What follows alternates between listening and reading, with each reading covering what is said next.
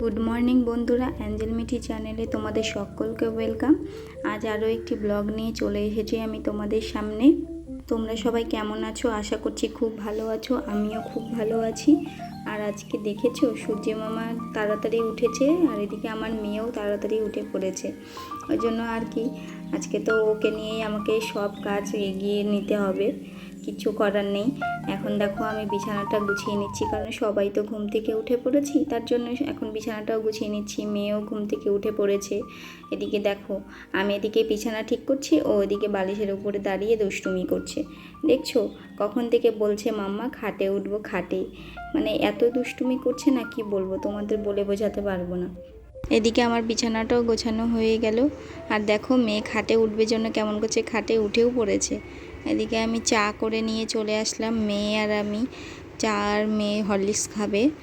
আমি রান্নাও বসিয়ে দিয়েছি, আর মশারিটা নামিয়ে নিয়েছিলাম, যে অনেক দিন হয়েছে যে নোংরা হয়ে গেছে, খুব কালো হয়ে গেছে, তাই ভাবলাম একটু ধুয়ে দিই। তার জন্য একটু ধুয়ে নিচ্ছি, ভিজিয়ে রাখলাম, একটু পরে কেচে নেব।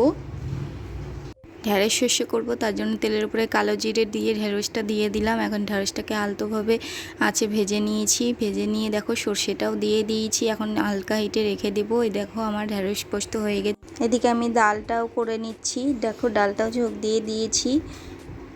আমার রান্নাবান্না শেষ হয়ে গেছে। এখন আমি যেগুলো রান্নার পরে বাসনগুলো বেরিয়েছে, সেগুলো আমি এখন সবগুলো নামিয়ে মেজে নিচ্ছি। এদিকে গ্যাসগুলোও মুছে নিয়েছি, আর এদিকে আমি গ্যাসটা মুছে পরিষ্কার করে রেখে দিয়েছি। এখন আমি বাসনগুলো মেজে নিয়েছি। আর এদিকে দেখো আমার মেয়ে এসে আমাকে এখন টানছে, মাম্মা ঘরে চলো, ঘরে। মানে যখন ওর একটা কথা উঠবে তো বলতেই থাকবে, মাম্মা ঘরে চলো, চলো ঘরে। মানে এটা ওটা বলতেই থাকবে। যখন একবার যেই জেদটা উঠে যাবে সেটা করতে থাকবে। দেখো আমার যা বাসন মাজা হয়ে গেছে, এখন আমি ঘরটা মুছে নিচ্ছি, কারণ রান্নার পরে ঘরে না একটু জল টল পড়ে যায়, তখন ভালো লাগে না।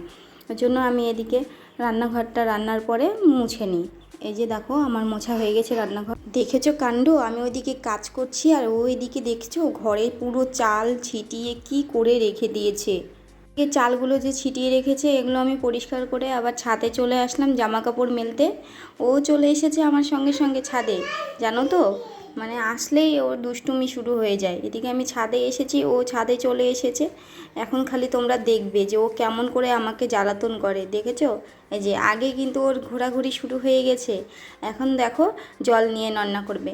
মানে জল দেখলেই হলো, ও জল নিয়ে খেলতে শুরু করে দিবে। আমি জামা কাপড় মেলে দিব, জামা কাপড়ের তলাতে এসে ও দেখো মাথাতে জল ভিজাবে, এই সব করতে থাকবে সব সময়। মানে এরকম করে বিরক্ত করে। স্নানের আগে যদি এরকম মাথা ভিজিয়ে নেয়, বাচ্চা এমনিতেই ঠান্ডা লেগে যাবে না? সে তো ও বুঝবে না, ও তো জল ঘাটতে পারলেই ব্যাস, ও আর কিছু চায় না।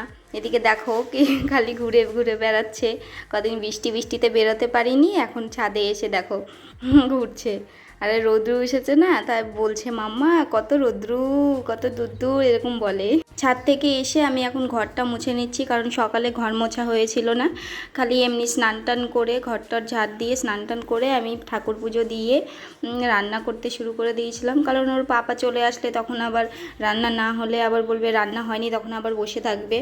সময় খেতে চলে আসে, তখন রান্না হয় না, বসে থাকে, তখন খুব খারাপ লাগে যে মানুষটা খেতে আসলো এখনও রান্না হয়নি, খেতে দিতে পারলাম না, কাজে যেতেও দেরি হয়ে যাবে, তখন খুব খারাপ লাগে। দেখো আমি এদিকে ঘর মুছছি, ওদিকে দেখো ও দুষ্টুমি শুরু করে দিয়েছে, দেখছো কেমন করছে। মানে ও আমাকে কোনো কাজ করতে দেখলেই, জল দেখতে পেলেই জল ঘাটতে শুরু করে দেবে। ও এখন দেওয়ালগুলো ভিজাচ্ছে, এদিকে দেখো কি করে যাচ্ছে। সব জল টল নিয়ে ভিজে পুরো গেছিলো, তার জন্য ওকে আবার তাড়াতাড়ি আজকে স্নান করিয়ে দিলাম। দেখছি যে একটু বেশি রৌদ্র উঠেছে আজকে, তার জন্য ও ভিজেও গেছে, ওই জন্য ওকে তাড়াতাড়ি করে স্নান করিয়ে দিলাম। এদিকে এখন জামা টামা পরিয়ে দিয়েছি, এখন ক্রিম মাখিয়ে ওকে টিপ দিয়ে দিলাম। টিপ দিয়ে তারপরে ওকে খাইয়ে নিব। খাইয়ে টাইয়ে দেখি ওর পাপা কখন আসে, ওর পাপা আসলে তখন খেতে দিয়ে দিব। ওর পাপা খেয়ে চলে গেলে মনে হয় কি কাজটা একটু কমে যায়। যদি না আসে তখন খুব একটা লাগে মনের মধ্যে, যে এখনও খেতে আসলো না। দেখো ও আয়না দেখছে এদিকে ওর পাপাও চলে এসেছে বলতে, ওর পাপাকে আমি ভাত বেড়েও দিয়েছি, এখনও খেতে বসবে। এখন বিকেল হয়ে গেছে, মেয়ের খাবার বানিয়ে নিয়েছি।